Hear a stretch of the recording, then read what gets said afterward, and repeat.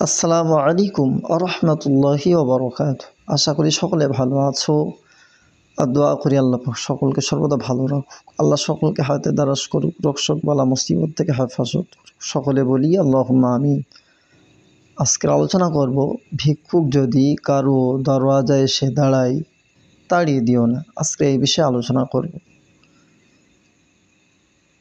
ভিক্ষুক যদি কারো দরওয়াজায় এসে দাঁড়ায়, ভিক্ষুককে অপমান করো না। কারণ ভিক্ষুক যখন সর্বহারা হয়ে যায় তখনই ভিক্ষুক মানুষের দ্বারে দ্বারে ঘুরে বেড়ায়। যদি ভিক্ষুককে সাহায্য করতে না পারো তাহলে কথা দিয়ে সান্ত্বনা দাও। সর্বদাই মানুষের জীবন সমান যায় না।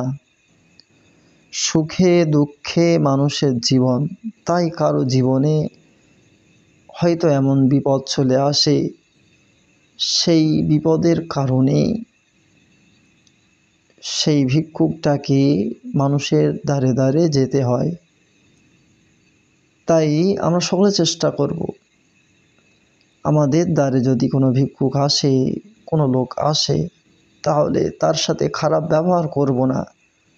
এমন ব্যবহার করব না সে যেন আমাদের দ্বারা কষ্ট পায়।